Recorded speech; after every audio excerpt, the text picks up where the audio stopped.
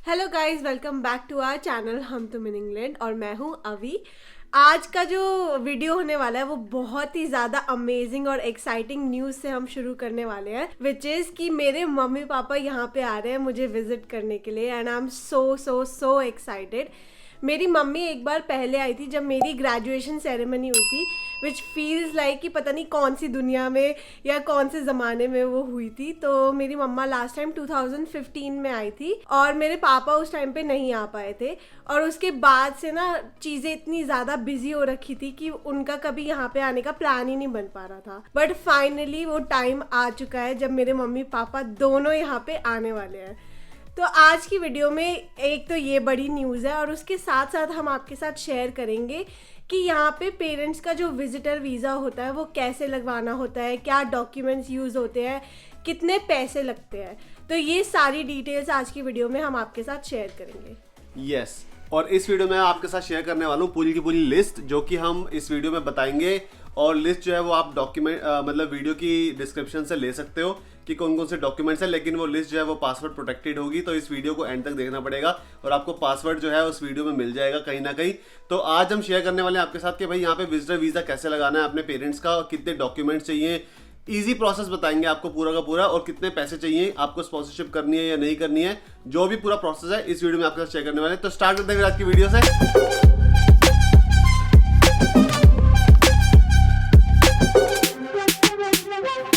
और वेदर हो रहा है यहाँ पे कुछ ठंडा ठंडा सा हो गया एकदम से, और आप तो बहुत ही ज्यादा खुश लग रहे हो। फिर मेरी ना स्माइल ही नहीं रुक रही। मेरे को जब से पता लगा है कि मम्मी पापा का वीज़ा लग चुका है, मेरे को इतनी ज़्यादा एक्साइटमेंट और खुशी हो रही है कि मैं क्या ही बताऊं। शॉपिंग वॉपिंग स्टार्ट हो गई है, बैग्स ले लिए मम्मी पापा ने, अब बस सारा उसमें सामान डालना है और यहाँ पे आना है सीरियसली। और हम भी यहाँ पे ना बहुत सारी हॉलीडेज प्लान कर रहे हैं। एक्चुअली में क्या है, जो मेरी मम्मा है ना वो असिस्टेंट प्रोफेसर है इंडिया में, तो उनको बहुत ज़्यादा छुट्टियाँ नहीं मिल पाती है। So my parents are only coming for 6 weeks. तो उन 6 वीक्स में हमें उनको यूके भी घुमाना है, उनके साथ टाइम स्पेंड भी करना है, और भी बहुत सारे प्लान्स हैं जो धीरे धीरे हम आप लोगों के साथ शेयर करते रहेंगे। वो मुझे लग रहा है आ गए आपके मम्मी पापा। फ्लाइट आ रही है एक। और इतनी नीचे है प्लेन। काफी नीचे, यहाँ बर्मिंघम एयरपोर्ट है ना, तो हाँ, बर्मिंघम से कहीं पे land होता है। फ्लाई किया होगा ये वाला प्लेन, या फिर बर्मिंघम में लैंड कर रहा होगा। तो अब सबसे इंपॉर्टेंट चीज के बारे में बात कर लेते हैं कि भाई एलिजिबिलिटी रिक्वायरमेंट क्या होती है। अगर यहाँ पे कोई भी विजिटर वीजा पे आ रहा है, आपके पेरेंट्स आ रहे हैं, फ्रेंड्स और फैमिली आ रही है, कोई भी आ रहा है यहाँ पर, तो सबसे पहला जो होता है वो होता है ट्रैवल डॉक्यूमेंट। उनको ट्रैवल डॉक्यूमेंट चाहिए होता है, जो कि जनरल केस में पासपोर्ट ही होता है। तो उनके पास पासपोर्ट होना चाहिए, अगर नहीं है तो वो अप्लाई कर सकते हैं इंडिया में। तो पासपोर्ट आने के बाद वो लोग जो है वो वीजा लगवा सकते हैं। सेकेंडली उनको ये शो करना पड़ता है कि एंड ऑफ द विजिट वो वापस चले जाएंगे। मान लो आपके पेरेंट्स यहाँ पर आ रहे हैं, तो उनको ये शो करना पड़ेगा, उनको प्रूफ दिखाने पड़ेंगे कि आपके होम कंट्री में या तो कोई आपकी बिजनेस चल रहा है, या फिर आप जॉब करते हो वहां पर, या फिर आपका कोई मतलब प्रॉपर्टीज है वहां पे, या फिर आपके सिबलिंग्स, मान लो आपका कोई भाई या बहन है इंडिया में या अपनी होम कंट्री में, उनकी देखभाल करनी है वहां पर। तो ये चीजें जो हैं वो आपको डॉक्यूमेंट्स के थ्रू प्रूफ करना पड़ता है। दूसरा यहाँ पे सपोर्टिंग, मतलब कितने पैसे आपको दिखाने पड़ते हैं। तो जैसे कि हम लोगों ने वीजा लगवाया था, तो हमने एक स्पॉन्सरशिप फॉर्म दिया था कि हम उनको स्पॉन्सर करेंगे। अपार्ट फ्रॉम दैट उनके अपने बैंक अकाउंट में भी हमने पैसे दिखाए थे कि वो भी अपने आप को सपोर्ट कर सकते हैं। थर्ड थिंग क्या होती है कि भाई यहाँ पे अगर वो आ रहे हैं तो ट्रैवल टिकट्स जो है वो सपोर्ट कर पा रहे हैं नहीं कर पा रहे हैं, तो उसके लिए भी हमने बोल दिया भाई हम सपोर्ट करेंगे, और उनके अकाउंट में भी पैसे दिखा दिए। तो ये कुछ ऐसी चीजें होती है जो आपको जो है वो दिखानी पड़ती है। ये कुछ एलिजिबिलिटी रिक्वायरमेंट में सबसे मेन चीजें आती है ये। तो यार हमारे पास ना बहुत सारे मैसेजेस आते रहते हैं विजिटर वीज़ा को लेके कि अगर हम यहाँ पे विजिटर वीज़ा के लिए आ रहे हैं तो हम क्या यहाँ पे काम कर सकते हैं, क्या हम विजिटर वीज़ा को दूसरे वीज़ा में कन्वर्ट करवा सकते हैं, लाइक स्किल्ड वर्कर वीज़ा में। तो यार ये क्लैरिफाई करने के लिए ये नेक्स्ट पॉइंट जो है वो बहुत ज़्यादा इंपॉर्टेंट है। तो हम बात करने वाले हैं कि विजिटर वीज़ा पे आप क्या कर सकते हो और क्या नहीं कर सकते। सो बात की जाए what you can do on visitor visa, it means कि आप यहाँ पे एज अ विजिटर आ रहे हो, कि टूरिज्म पर्पसेस पे आ रहे हो first of all. So either you are coming on vacation और you are coming here to see your family and friends. जैसे हमारे केस में मम्मी पापा आ रहे हैं अपनी फैमिली से मिलने के लिए, तो हमने ये नहीं बोला कि वो प्योरली टूरिज्म के लिए आ रहे हैं, हमने ये बोला कि फैमिली और फ्रेंड्स से मिलने आ रहे हैं। और जब हम यहाँ पे रिसर्च कर रहे थे, गवर्नमेंट की वेबसाइट पे ऑलरेडी मेंशन्ड है कि यहाँ पे आप वॉलंटियर वर्क कर सकते हो up to 30 days with a registered charity. अगर आपके पास विजिटर वीज़ा है और यहाँ पे आप थोड़ा बहुत वॉलंटियर काम करना चाहते हो चैरिटी पे, आप वो भी कर सकते हो। या फिर आप ट्रांजिट कर रहे हो इस कंट्री से, तो आपके पास थोड़े टाइम का वीज़ा है, तो you are transiting from UK to another country. या फिर आप कोई बिजनेस एक्टिविटीज़ के लिए आए हो, like to attend a meeting और सेमिनार वगैरह, तो आप वो भी कर सकते हो यहाँ पे।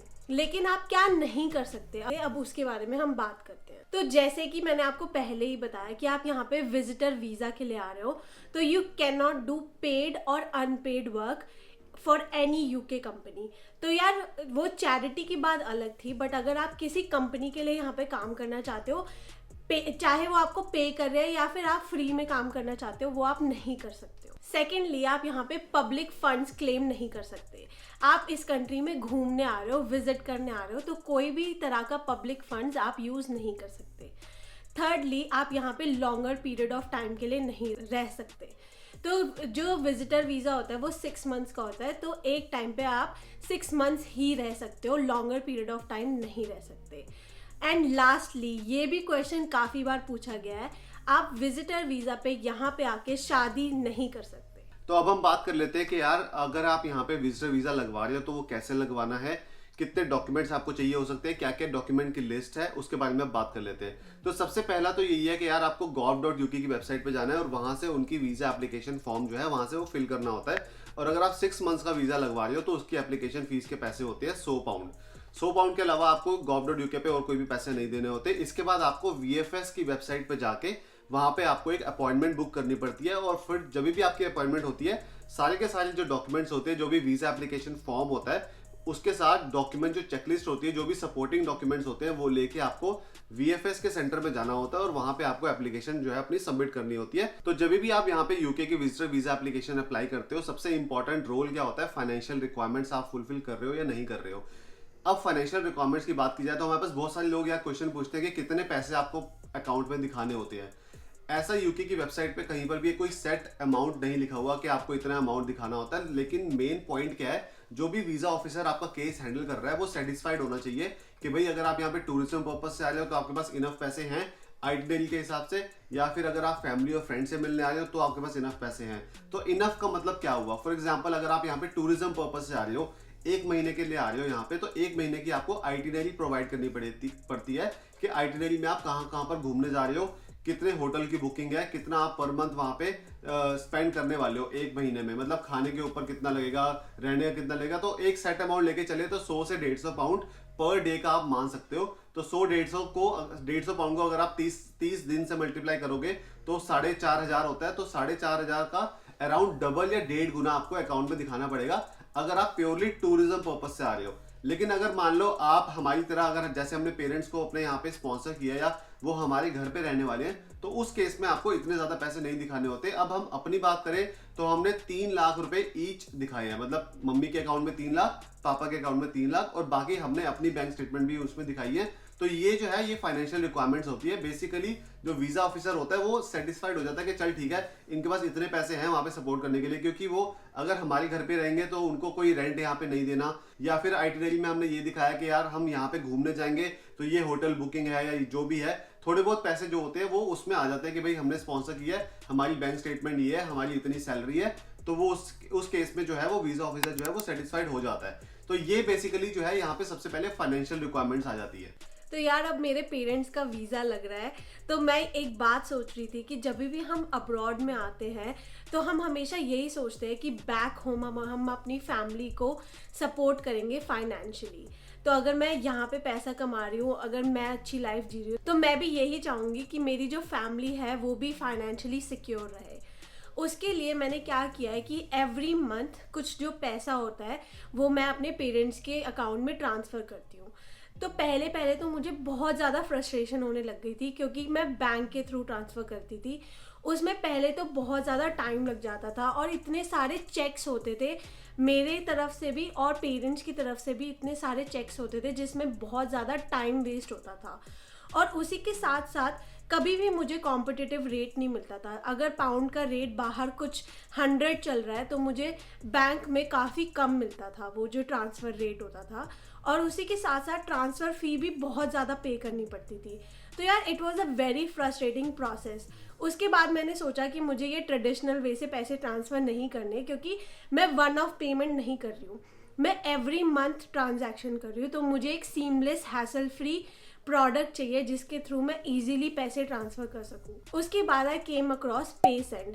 तो पेसेंड के थ्रू मैं काफ़ी टाइम से अपने पेरेंट्स को पैसे ट्रांसफ़र करती रहती हूँ every month, and trust me guys, it's a very hassle free seamless process. और उसके बाद मेरी लाइफ काफ़ी अच्छी हो चुकी है और चेंज हो चुकी है। तो यार पेसेंट से पैसे भेजने के बहुत सारे बेनिफिट्स हमको मिलते हैं, जैसे कि ग्लोबल कवरेज, 170 से ज़्यादा कंट्रीज में आप पेसेंट के थ्रू पैसे भेज सकते हो। फिक्स्ड फी है बिल्कुल ही, ट्रांसफर फी जो है आपकी फिक्स लगेगी। कन्वर्जन रेट जो है आपको बिल्कुल ही कॉम्पिटिटिव मिलेगा। उसके अलावा जो है आप बहुत ही इजी प्रोसेस है पैसे भेजने का। आप या तो मोबाइल नंबर यूज कर सकते हो, या फिर पेसेंट का लिंक यूज कर सकते हो, बैंक अकाउंट के थ्रू भेज सकते हो, या फिर आप डेबिट कार्ड के थ्रू भेज सकते हो। किसी के भी थ्रू आप यहाँ पे पैसे जो है वो अपनी होम कंट्री में अपने पेरेंट्स के अकाउंट में ट्रांसफर कर सकते हो। विद इन सेकंड ट्रांसफर होता है यार। आपको एक बैंक लेवल सिक्योरिटी मिलती है जब भी आप पेसेंट के थ्रू पैसे ट्रांसफर करते हो। अगर थ्रू वीजा कर रहे हो, मास्टर कार्ड कर रहे हो, PCI DSS सर्टिफाइड है एंड FCA सर्टिफाइड है, तो आपको टेंशन लेने की जरूरत नहीं है। जो भी आपके कार्ड की डिटेल्स है या फिर अकाउंट की डिटेल्स है वो बिल्कुल ही सिक्योर रहेंगी इसके थ्रू। इसके अलावा आपको 24/7 सपोर्ट प्रोवाइड होता है पेसेंट के थ्रू। कभी भी आप कस्टमर केयर पे कॉल करके आप उनसे सपोर्ट ले सकते हो। तो जैसे कि आप स्क्रीन पे देख रहे हो, ये पेसेंट की वेबसाइट है, यहाँ से आप पैसे ट्रांसफ़र कर सकते हो। तो अगर अभी मैं यहाँ पे इंडिया डालूँ, तो अगर मुझे इंडिया पैसे ट्रांसफ़र करने हैं और मुझे ट्रांसफ़र करने हैं अराउंड 50,000, मान लो 50,000 रुपीज़, तो हमारा जो रेट लगेगा वो लगेगा today's rate 1 GBP = 91.42। Competitive rate है बिल्कुल, मार्केट में इससे ज़्यादा कहीं भी मुझे रेट नहीं मिल रहा है। फ़ी जो है मेरी लगेगी 0 to 1 pound और should arrive in few minutes. तो फ्यू मिनट्स में ये पैसे जो हैं वो अकाउंट में चले जाएंगे। अगर मैं गेट स्टार्टेड करता हूँ तो यहाँ पे मुझे बस अपना फ़ोन नंबर डालना है और कंटिन्यू करना है प्रोसेस। तो बहुत ही सिंपल प्रोसेस है पैसे ट्रांसफर करने का। तो यार go check out the link for patient. हमने अपने डिस्क्रिप्शन में एक लिंक दिया है, उसके थ्रू आपको जो फर्स्ट 3 ट्रांजैक्शंस है उसमें कोई फ़ी नहीं देनी पड़ेगी। सो फ़ी फ्री ट्रांजैक्शंस है, आप कितने भी पैसे भेजो उस पर आपको फ़ी नहीं लगेगी। एंड सेकेंडली आपको एक स्पेशल रेट मिलेगा पेसेंट की तरफ से। तो यार ये बहुत ही अच्छा डिस्काउंट है और बहुत ही अच्छा ऑफर है। तो जाओ लिंक चेकआउट करो और अपनी फैमिली को पैसे भेजो। तो अब हम बात कर लेते हैं कि भाई अगर जो भी यहाँ पे विजिटर वीजा पे आ रहा है उनके कौन कौन से डॉक्यूमेंट जो हैं वो एप्लीकेशन में लगेंगे। और फिर हम बात करेंगे कि अगर हम लोग स्पॉन्सर कर रहे हैं, जैसे कि हम लोगों ने किया था, अगर आप स्पॉन्सर कर रहे हो अपने पेरेंट्स को, तो आपके कौन कौन से डॉक्यूमेंट जो है वो यूके से लगेंगे। तो सबसे पहले तो बात करते हैं यार, अगर जो भी इंडिया से आ रहा है उनका सबसे पहले तो ट्रैवल डॉक्यूमेंट लगेगा, जो कि 6 मंथ्स की वैलिडिटी होनी चाहिए, जो कि है पासपोर्ट। उसके बाद duly signed visa application form, जैसे कि मैंने आपको बताया, जो gov.uk की वेबसाइट पे आप वीजा एप्लीकेशन फॉर्म भरोगे वो ड्यूली साइंड होना चाहिए, वो एक फॉर्म लगेगा। और तीसरा सबसे इंपॉर्टेंट डॉक्यूमेंट होता है कवरिंग लेटर। तो वो एक कवर लेटर बनाएंगे, उसमें लिखेंगे कि भाई वो कहाँ पे रहते हैं, उनकी सिचुएशन क्या है, और वो कौन कौन सी डेट्स को ट्रैवल कर रहे हैं, क्या क्या कहाँ कहाँ पे वो जा रहे हैं, कहाँ पे रुकेंगे, क्या पूरा उनका प्लान है विजिट का। तो वो कवर लेटर के अंदर आता है। जितने भी ये डॉक्यूमेंट्स हैं, कुछ कुछ टेम्पलेट जो है मैं वो इसकी वीडियो डिस्क्रिप्शन में डाल दूंगा, लेकिन वो पासवर्ड प्रोटेक्टेड होगी। तो आप अगर वीडियो में से पासवर्ड ढूंढ लोगे तो आपको वहां से वो डॉक्यूमेंट जो है वो मिल जाएगा। तो ये 3 डॉक्यूमेंट जो है सबसे इंपॉर्टेंट डॉक्यूमेंट आते हैं। इसके बाद मैं इंडिविजुअली बता देता हूँ कि भाई अगर पेरेंट्स आ रहे हैं तो पेरेंट्स से कौन कौन से वीजा डॉक्यूमेंट्स लगेंगे। तो अगर तो आपके जो पेरेंट्स हैं वो सर्विस करते हैं, तो जैसे कि आप स्क्रीन पे देख रहे हो, पहला तो कवरिंग लेटर, जैसे कि मैंने आपको बताया कवर लेटर लगेगा उनका। दूसरा लगेगा एम्प्लॉय लीव सर्टिफिकेट, फिर लगेगी 6 महीने की monthly salary slip, form 16 for 3 years, income tax paper लगेंगे for the last 3 years with computation of income, personal bank statement लगेगी 6 मंथ्स की with bank seal and bank address and contact details. उसके बाद person who has recently join the job needs to provide the appointment letter. तो अगर नई job करी है तो अपॉइंटमेंट लेटर लगेगा। उसके बाद जो डॉक्यूमेंट्स है वो बिजनेस पर्सन के लिए कौन कौन से, अगर वो बिजनेस करते हैं इंडिया में या होम कंट्री में, cover letter on business letterhead, business cards, proof of occupation like company registration certificate of Indian company, company memorandum and article of association, evidence of partnership। तो ये सारे document जो है वो लगेंगे। Personal and companies latest bank statement for the past 6 months, self and companies income tax paper for the last 3 years with computation of income. अगर minor है तो माइनर के केस में children leave certificate from the school, वो बहुत ही ज़्यादा ज़रूरी है। अगर न्यूली मैरिड है तो वेडिंग कार्ड लगेगा, 14-15 फोटोग्राफ्स लगती हैं। इफ एंगेज्ड, अगर वो एंगेज्ड हुए रिसेंटली तो एंगेजमेंट फोटोग्राफ्स और एनओसी फ्रॉम द पेरेंट्स। इसके अलावा कुछ ऐसे डॉक्यूमेंट्स होते हैं जो कि बहुत ही ज़्यादा ज़रूरी हो जाते हैं कभी कभार, जैसे कि पहला तो सबसे इंपॉर्टेंट है आइटिनरी। आपको आइटिनरी डॉक्यूमेंट तो यहाँ देना ही होता है कि भाई क्या आइटिनरी है, कहाँ पे जा रहे हो, कितने टाइम के लिए रहोगे, कहाँ पे रहोगे, आप इलेक्ट्रिसिटी बिल दे सकते हो प्रूफ ऑफ एड्रेस के लिए, और ये कुछ ऐसे डॉक्यूमेंट्स होते हैं जो कि आप एक्स्ट्रा जो है दे सकते हो अपनी वीजा एप्लीकेशन को सपोर्ट करने के लिए। तो ये सारे तो डॉक्यूमेंट्स थे जो अगर इंडिया से कोई विजिटर वीज़ा लगवा रहा है तो उसको क्या क्या डॉक्यूमेंट्स देने हैं। बट अगर हम किसी को स्पॉन्सर कर रहे हैं, जैसे अगर मैं अपने पेरेंट्स को यहाँ बुला रही हूँ या अपने भाई को, बहन को, अगर मैं यहाँ से स्पॉन्सर करके विजिट वीज़ा पे अगर मैं बुलाना चाहती हूँ तो हमारे क्या क्या डॉक्यूमेंट्स लगे थे उस बारे में हम बात करने वाले हैं। तो सबसे पहले तो पासपोर्ट कॉपी लगती है। अब हमने क्या किया था, हमने दोनों की तरफ से बुलाया था उनको, ऐसे नहीं बोला था कि मैं सिर्फ अकेले बुला रही हूँ। तो केस स्ट्रॉन्ग करने के लिए हमने दोनों के, गौरव और मेरे दोनों के डॉक्यूमेंट्स लगाए थे। तो सबसे पहले हमने पासपोर्ट कॉपी लगाई मेरी और गौरव की, और उसी के साथ साथ BRP कार्ड्स। उनको पता कैसे चलेगा कि यूके में हमारा स्टेटस क्या है, तो उसके लिए हमने BRP की कॉपीज़ लगाई। और उसी के साथ साथ जो नेक्स्ट सबसे ज़्यादा इंपॉर्टेंट डॉक्यूमेंट होता है मेरे हिसाब से, वो होता है इनविटेशन लेटर। तो इनविटेशन लेटर में आप लिखोगे कि आप अपने पेरेंट्स को बुलाना चाहते हो, कितने टाइम के लिए, और ये भी बोलोगे कि हम उनका सारा जो खर्चा है वो उठाएंगे, वो हमारे घर पे रहने वाले हैं हमारे साथ। तो ये सारी जो इंटेंशन होती है वो आपको इनविटेशन लेटर में लिखनी होती है कि मैं अपने पेरेंट्स को यहाँ विजिट करने के लिए इनवाइट करना चाहती हूँ। तो जो इसका टेम्पलेट है वो मैं गौरव को बोल दूंगी कि डिस्क्रिप्शन में डाल दे, तो आपको एक अच्छा आइडिया हो जाएगा कि इनविटेशन लेटर में क्या क्या लिखना होता है। उसी के साथ साथ जो नेक्स्ट इम्पॉर्टेंट पार्ट है वो है फाइनेंशियल। तो अगर हम ये कह रहे हैं कि हम उनको स्पॉन्सर कर रहे हैं तो हमें अपने सारे फाइनेंशियल डॉक्यूमेंट्स प्रोवाइड करने पड़ेंगे। तो उसमें हमने क्या क्या प्रोवाइड किया था, सबसे पहले हमने एम्प्लॉयर्स से लेटर्स मंगवाए थे। तो हम दोनों की कंपनी से हमने लेटर मंगवाए थे कि हमने ये जॉब कब ज्वाइन करी थी, हमारी सैलरीज कितनी है, ये सारी कंफर्मेशन हमने एम्प्लॉयर लेटर के थ्रू प्रूव करी। उसी के साथ साथ हमने अपनी पे स्लिप्स प्रोवाइड करी 6 मंथ्स की, और हमने P60 यहाँ पे एक टैक्स डॉक्यूमेंट होता है, वो हमने लास्ट 3 इयर्स का प्रोवाइड किया। उसी के साथ साथ हमने अपनी बैंक स्टेटमेंट्स, दोनों की बैंक स्टेटमेंट्स प्रोवाइड करी, ये प्रूफ करने के लिए हमारे पास इनफ पैसा है कि हम अपने पेरेंट्स को यहाँ पे घुमा सके या स्पॉन्सर कर सके। तो नेक्स्ट सेक्शन जो आता है डॉक्यूमेंट्स का वो होता है एड्रेस प्रूफ। तो ये भी बहुत इंपॉर्टेंट है। अगर मैं ये बोल रही हूँ कि जो मेरे पेरेंट्स हैं वो हमारे साथ आके रहने वाले हैं, तो हमें एड्रेस प्रूफ के लिए कुछ डॉक्यूमेंट्स प्रोवाइड करने चाहिए। उसमें से सबसे पहला आता है लैंड रजिस्ट्री डॉक्यूमेंट। तो जो ये घर है वो हम ओन करते हैं, तो उसके जो डॉक्यूमेंट्स हैं वो हमने प्रोवाइड करे।